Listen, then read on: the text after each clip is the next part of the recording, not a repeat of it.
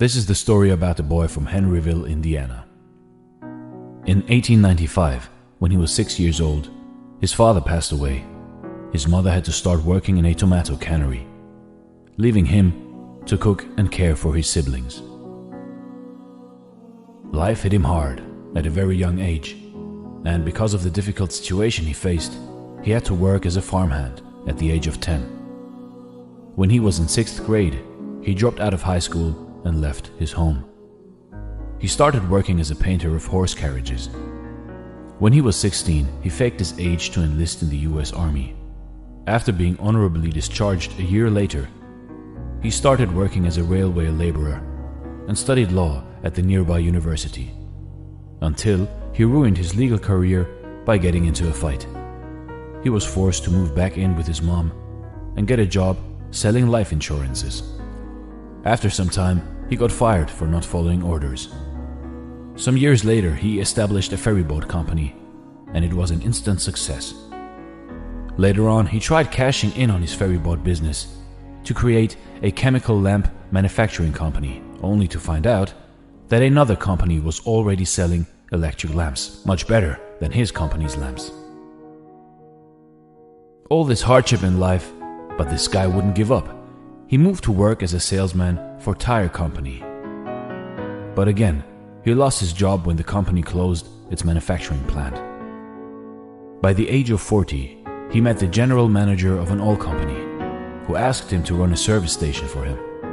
But the station had to close down again as a result of the Great Depression. That same year, the Shell Oil Company offered him a service station, rent-free, in return for paying the company a percentage of sales. He started operating the service station and also began to serve chicken dishes and other simple meals for people who were stopping by at the station. His pan-fried chicken soon became a favorite with the people of the area and made him famous in the region. A few years later, he took out the station and started a proper restaurant.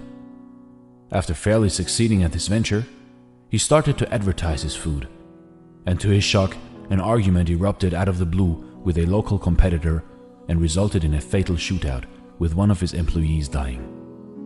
4 years later, he bought a motel next to his chicken restaurant, hoping for better business.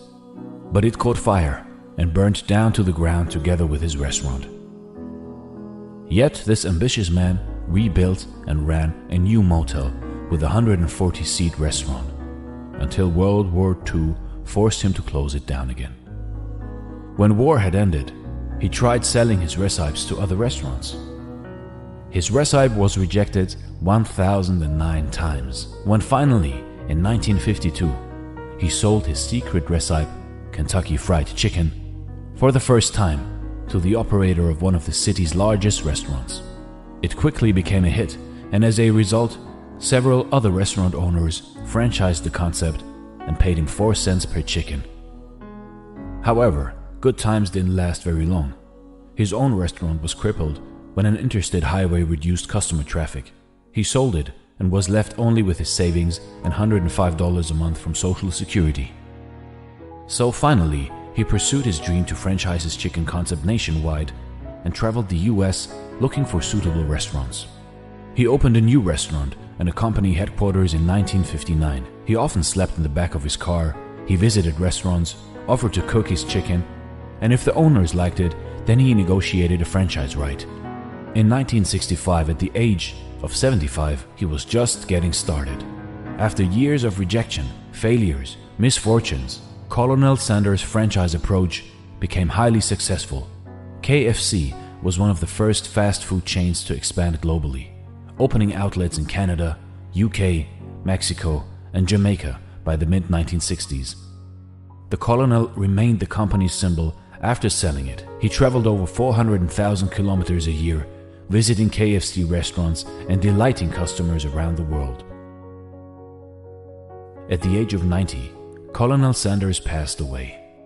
At that time, there were around 6,000 KFC locations in 48 different countries. In 2018, there were 22,621 KFC restaurants worldwide. If you are overwhelmed by rejection or discouraged by setbacks, Remember the story of Colonel Sanders, a 6th grade dropout, fired from multiple jobs, ruined his legal career, set back by the Great Depression, fire, and World War II. And yet, he became the world's most famous cook after reaching retirement age. Colonel Sanders, the creator of one of the largest fast food chains in the world, was many things. But above all, he was a great success story.